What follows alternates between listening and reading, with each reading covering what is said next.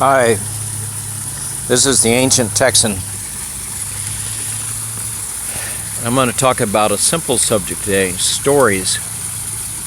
It's simple, but the concept's actually very powerful. I've seen this idea in The Righteous Mind, and it's also in the book Sapiens. And it's actually kind of an old idea, but I just got it, and I can see most people around me don't have it yet.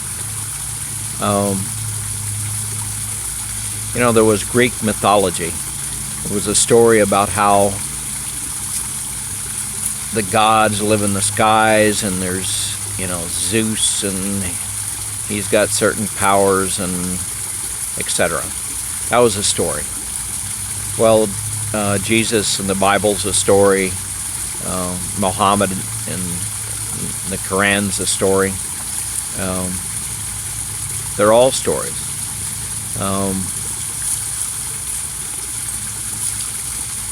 And many people believe for instance, the story of Jesus is true.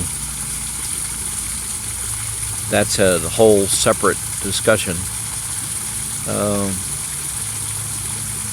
But the way humans transfer information to others, especially if it's a large group, is in the form of a story. For instance, money is a story. Piece of paper, US dollar, only has value because you believe the story that our government has told us that it has value, and other people believe it. And so in the believing, that's what makes a story work, and it makes it true for as long as it's true. But money itself has no value. You try to get a chimpanzee to take your dollar in exchange for the banana he's holding, and nope, that ain't gonna happen. And as in the book Sapiens, the author argues that that's what makes humans unique, the ability to tell a story. And that story can be used to organize bigger and bigger groups of people. Patriotism is a story. Our country is better than your country. Therefore, you should give allegiance to your country. Our race is superior to your race. Your race is no good as a story. My baseball team is better than yours. My quarterback's better than yours. It's a story. And sometimes the stories are true, just as often they're false.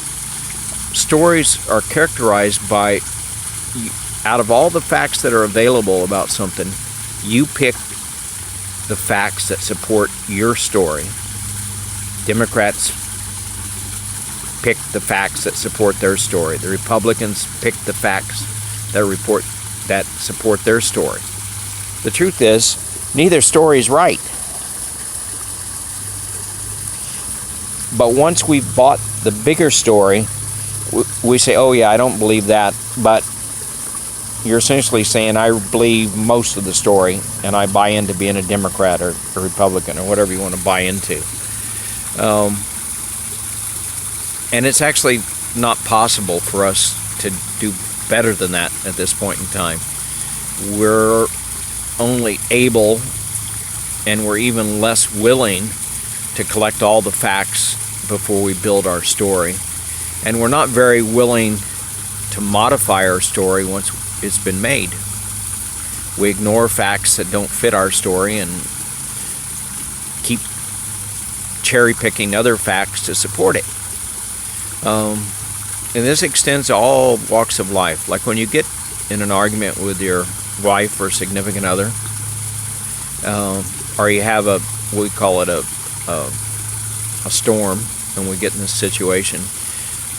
She has in her head a certain story. She's thinking, I did this because blah, blah, blah. And I'm thinking, she's being a blah, blah, blah, blah. And I come up with my story. We have two stories going on simultaneously. Both, of course, mine picking up the facts that support the fact that I'm correct and she's obviously wrong, and she's doing the other. That's what it means to be human. We tell stories, and we believe stories. It's a way of us organizing the world. As soon as you realize that, it gives you a lot of power, because you also get emotionally invested in a story. You get a feeling of righteousness is very common.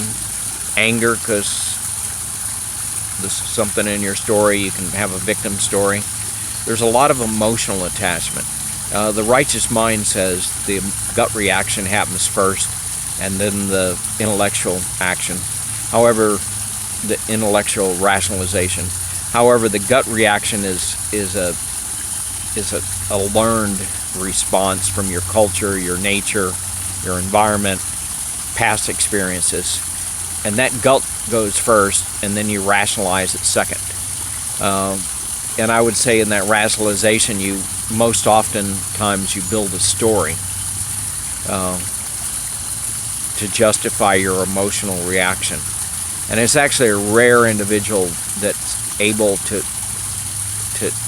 disengage from his story and consider something from a neutral position. In fact, it's almost impossible. But if you realize that you're condensing everything to a story, and that there are other stories that maybe explain the same facts, or there's other stories that include other facts, it's very powerful. And when you can see someone that you're talking to is deeply embedded in a story, there's no amount of argument that's going to get out of their story. You have to ask them a question that challenges one of the assumptions to their story. And you've got to somehow tap into something that's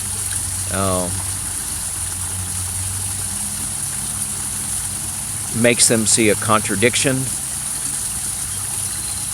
makes them feel something they haven't felt before, and get a gut reaction that's in conflict with their story.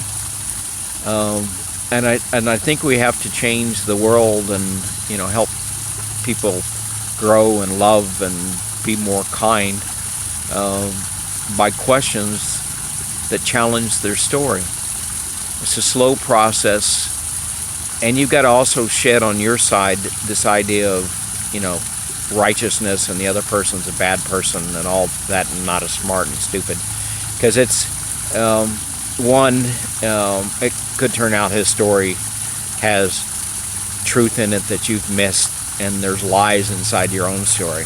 That's just the way it is. You have to come at it a little humbly and realize that even if you are more advanced on something, let's give you the benefit of the doubt and say you're more advanced. It's a matter of evolution where you've got to. Partly due to you, partly to do with your parents, those around you, your schools, blind luck on what things you experienced. There's a lot of things that help you make a better story than the next person next to you and have a different attitude. But you just can't force your story on someone. You have to help them evolve their story. I think there's a lot of that right now with politics. I like to say I'm an independent, and from that vantage point, I see a lot wrong with the Democrats, and I see a lot wrong with the Republicans.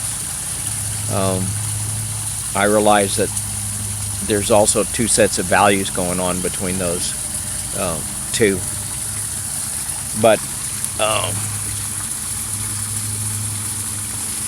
it's important that we learn to identify our own stories, disconnect from them, be patient with other people and their stories, and help them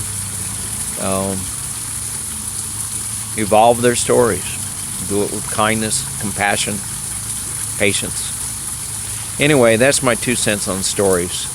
I think it's something very powerful if you look around the world and see how much it happens to you and those around you. It's a way to make a difference in the world, understanding stories. This is the Ancient Texan with my 2 cents on stories.